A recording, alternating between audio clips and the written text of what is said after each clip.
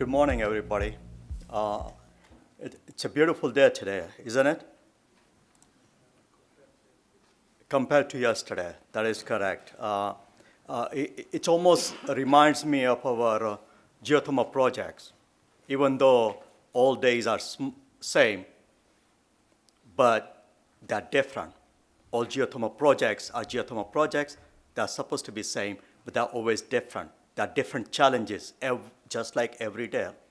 So quickly to go over what I'm going to cover today is the U.S. current market, our budget profile, the regulatory roadmap that we are doing it to accelerate the development of geothermal projects, different policies starting from 74, but I'll more concentrate on the recent policies, the impact of those policies, path forward, where really we want to go, and then I'll try to conclude it quickly. Some of you may have heard our president's this quote. He talks about the path forward for sustainable energy, and he says that America cannot resist to transition and cannot wait but must lead. So you question why? Because nowadays, we are not just a national economy. We are in a global economy with a developing rapidly at a faster rate than we can realize. In the United States, as well as the other developing countries, as they are catching up and closing the gaps, we need to create more jobs. We need to create more jobs in terms of clean jobs, green jobs, and also enhance each and every nation's energy security. Energy security, so many times we have related to one of the utility needed for us. Many of you have played the board game called Monopoly, and there are three utilities on that board game: the water, then the utility, and the railroad. We have always known about the railroad and the water. Energy is our third. It is necessary, okay? It is going to be required for us to move forward. And then we should be able to protect our health and safety, and therefore the clean, sustainable energy is important. What have Department of Energy done in last 4 years? In the first administration of President Obama, we have doubled the renewable energy just by wind, solar, and geothermal. So you can see that in the United States, we have made a tremendous progress. Just last year and this year,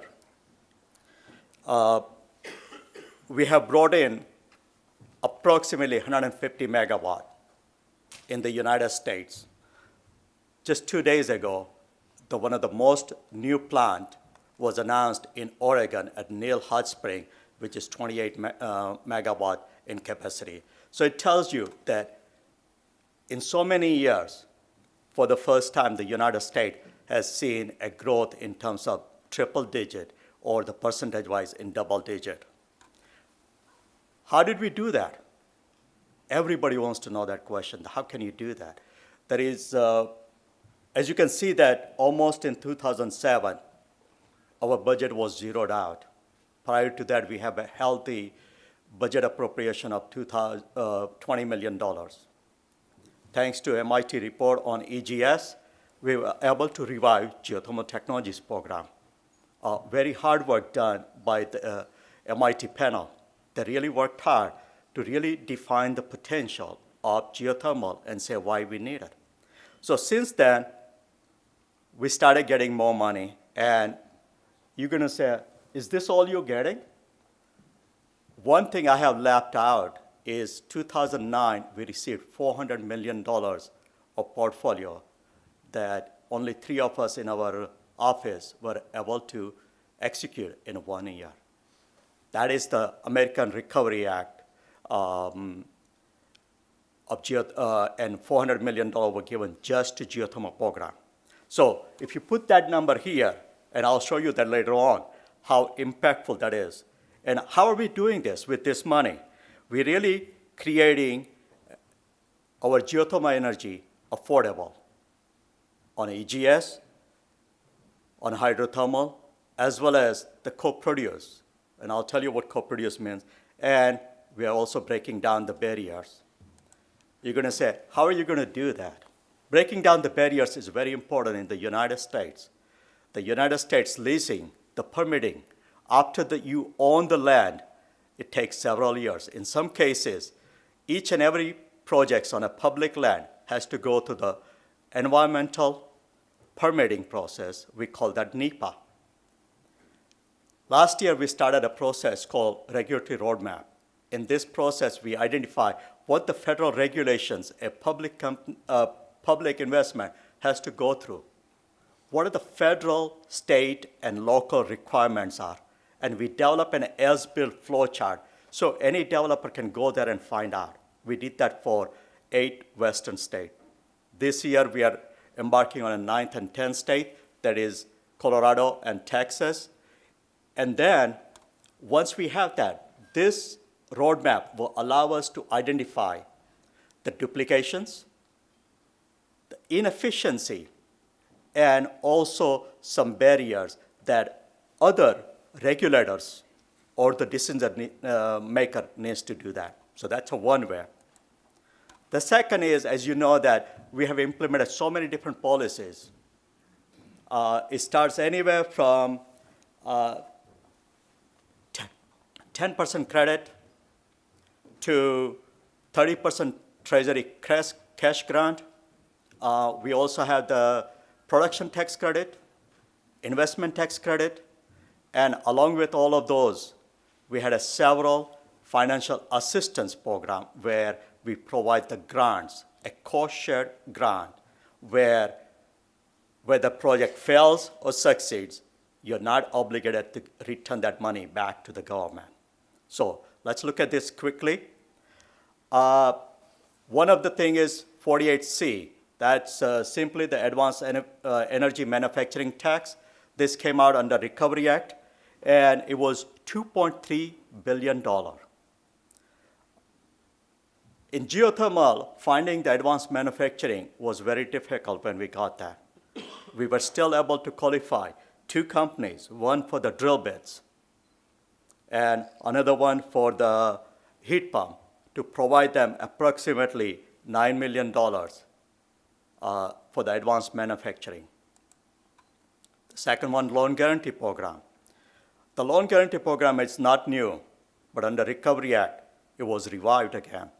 Our original loan guarantee program started in 74, 75, and you can see that on the top right-hand corner, we have funded initially 4 programs and then went out and funded a lot more.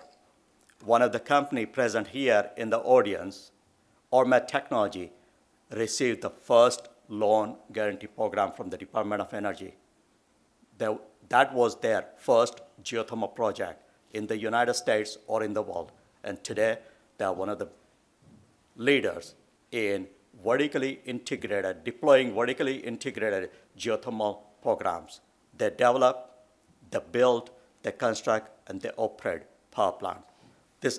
I don't want to make sound like this is an Ormat commercial, but I want to show you how the United States has made an impact by various different policy. Recently, we also funded 3 more. One of them was Ormat Technology. They have 3 projects. 2 of them are online. US Geothermal, just told you 2 days ago, it came online. And Nevada Geothermal Power, Blue Mountain, that also is online. Cash grant. Why use a cash grant? This morning we had a lot of problems, a lot of risk over the last 2 days, that the issues is upfront cost and risk. This cash grant allows people to capture or needed capital from the treasury in the beginning of the project so they can leverage that and expand more. As you can see that we have spent over $500 million in cash grants to so many different projects, okay? Along with all those federal incentives, at the state level, we also have what you call the renewable portfolio policies. renewable portfolio standards. Some of them are mandatory, and some of them just are goals. For example, California has a mandatory of 33%, and California are on schedule to meet 2020 goal of 33%. Even though a lot of states, almost 21 of them, don't have it, but these are also important in order to pursue and move the geothermal projects rapidly online as well as the economical. The third part I was telling you that the geothermal program also does is a financial assistance. Almost every field in the United States, and so many of them abroad, we have funded financially. We do it in three different manners. One, we fund our national laboratories. Our national laboratories are funded in a non-competitive basis where they either develop new tools, modeling activity, or research where they go to that particular field, study it, and then develop the tools, and that those tools are available. For example, in 1995, we funded a project where at Salton Sea had a lot of problem with silica scale. In the beginning, we didn't realize it. We just wanted to help Salton Sea come online, so we did a lot of research in silica. Ultimately, in 2005, our national lab, Livermore, did a technology transfer of mineral extraction technology to Symbol Material. Later on, we selected Symbol Materials again, gave them a $2.5 million to start a power plant to extract lithium technology. That lithium technology, if and when it's developed, will provide 600,000 to 800,000 vehicles batteries for those vehicles by year 2014 and 15. So that shows you geothermal impact, just investment in research, years later pays off. All these states here on this list were developed with the help of Department of Energy's, those type of research and financial assistance and other investments. So in short, from the policy perspective, what are the key takeaways? I did not mention a lot about the PURPA.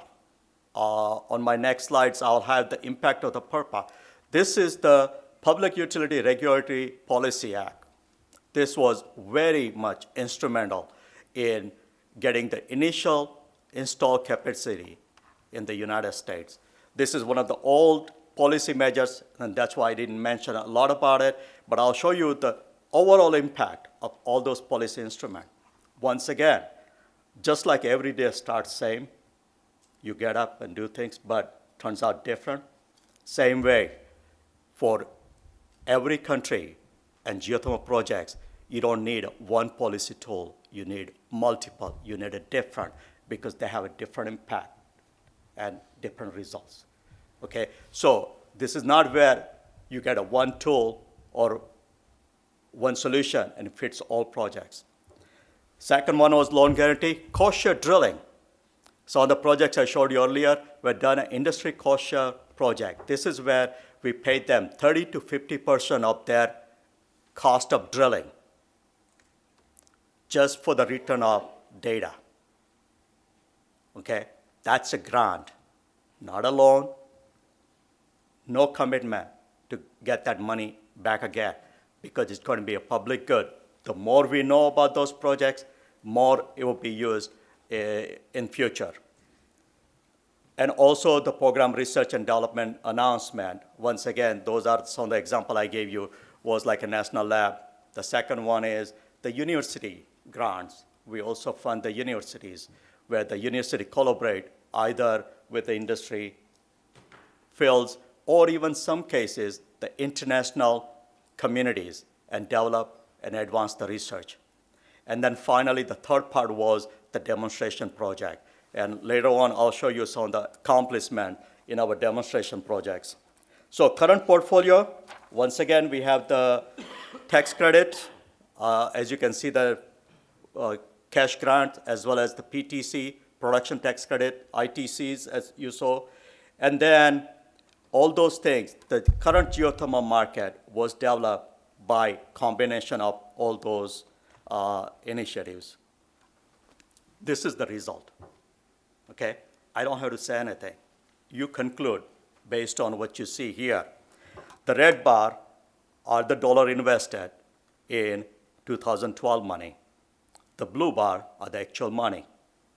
This blue curve here is the installed capacity growth. As you can see that the PERPA 1978, this growth, this slope, that's because of that. Okay? In 1980, the gas price spiked up. Look at what it did to the installed capacity of geothermal. If you plot the gas prices or the stock index on this curve, it will very much match with our installed capacity. Whenever the gas price went up, installed capacity went up. Whenever it went down, installed capacity flattened out. And once again, wherever it started going up, installed capacity goes. The impact of this $400 million, a lot of people say, so when am I going to get it? Investment in R&D cannot be measured in advancement just tomorrow. Sometimes it takes months, years, and in some cases, decades, and I'll show you that later on, right here. In 1980, there was a gentleman who wanted to do a stimulation in a shale field in the United States, a Barnett Shale. All the oil and gas companies laughed at him and said, you really need to get some help. He didn't listen. Continued working on it. See what happened? They stimulated one shell, went to 2 and 4 by year 2003. And look at the growth of the gas. And today, the history tells you. I don't have to say anything.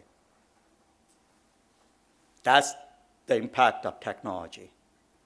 So what we are saying that, yes, geothermal looks flat for everybody. So what?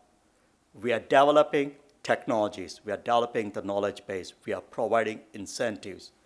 If we can solve now the next technological hurdle of EGS, our future is really bright. Okay? So how are we doing it?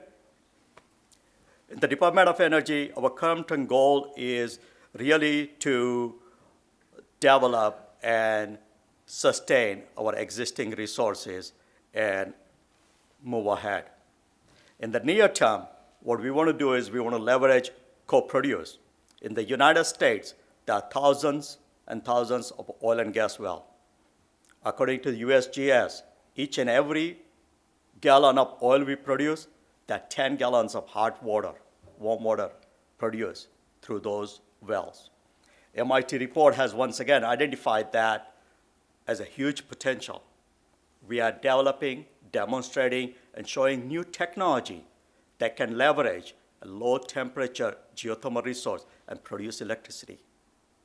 We were able to demonstrate in Alaska that 165 degree Fahrenheit, 75 degrees C, warm water can also produce electricity because of the ambient temperature. Okay, the delta T, that's important. We have done that. Okay, those are the type of technology now are being considered in other places. Okay, the very new project came online near Hot Spring. It's not that hot like you find in Iceland and everywhere, but we are still using it and producing electricity. What else we want to do near term? In 2008, USGS, United States Geological Survey, identified that there is a 30 gigawatt of undiscovered hydrothermal systems in the western United States. So out of 10 identified, we were able to do 3, that's 1/3. If we can continue and get another 1/3 from 30, that's another 10 gigawatts. That's a huge jump in the United States. And then finally, we want to tap the EGS challenge, and we have done that. Where have we done it? We have 3 successes as of last year. The Desert Peak. We were able to stimulate a well with almost zero injectivity. It was 0.001 gallon per minute per PSI into a commercial scale 1 to 2 gallons. So many order of magnitude more injectivity. Not just one stimulation, but the multiple zone stimulation. We did that. That's one success. The second success is at the geyser. Once again, we drilled close to 3.5 to 4 kilometer deep, able to stimulate it with just the hydraulic pressure and cold water, and produce at the shallow 3 kilometer reservoir. So this is where shows how you can stimulate the deeper reservoir and produce from the shallow. Allows you to sustain your existing reservoirs. We have so many other reservoirs like that in the United States where we can still do the same thing and bring up or sustain those reservoirs. And the third example is the Newberry. Newberry volcano, that area, according to USGS, has 400 megawatt potential, 2 to 400 megawatt. It produces big zero. Several wells, so much money poured in over the years to do the exploration. We were able to stimulate the well using a new technology that Ultrarock has developed, and it's a chemical diverters, where they were able to stimulate one zone, injected the diverter, pressure came up again, made sure that it sustained, went down further, stimulated another zone, and then continued stimulating the third zone. This area is in such a place where we could not do the flow test right away. So we are hoping to plan that in the near future. Quickly giving you an idea that this triangle is really a true continuum that takes Desert Peak, which is an infield, to the geyser, which was the near field, to the Newberry, which is almost like a hot, dry rock. So the way we are doing it is going in an infield, getting more resource, going to the near field, expanding the resource, and then going to the hot, dry rock, where adding new resources. So this is our strategy to go after the EGS. On top of all those things, because the EGS has a lot of challenges, we have decided, and we are working very hard to develop what we call EGS Underground Field Observatory. Please do not misuse it as a UFO, but it is Underground Field Observatory. Over here, we will try to resolve or answer so many questions. Question of cost of drilling. Question of how to create a reservoir by using same techniques over and over again, or using different techniques to create better results. Also, how can you sustain the production?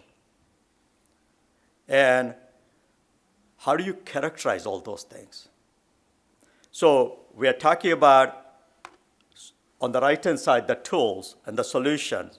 And in this field, we are planning to drill in one observation well, which will go to the depth of the resource, say 3 kilometers. Then we will drill a horizontal well, and that horizontal well will be stimulated just like shale gas at multiple places. In the United States, most of the fractures are near vertical, so this will allow us to create multiple fractures in the subsurface. And then we will drill a production well, which will be at the little shallower, and produce it from there.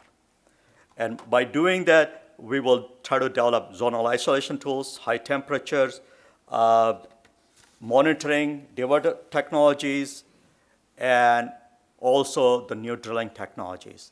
I forgot to mention another success we had was in one of the drilling technology, spoliation drilling. we were able to show that instead of 8 to 10 feet per hour, they were able to demonstrate almost 3 times the performance in a hard crystalline rock by using a supercritical water. It's a hydrospolation drilling. That company, once again, was funded during our Recovery Act project, and we are continuing that kind of research. Another research through our another innovation branch in the Department of Energy called ARPA-E, we funded called laser drilling. And as a matter of fact, either today or this week, we'll be finalizing a deal with Foro to continue with how we can apply that in geothermal technologies area.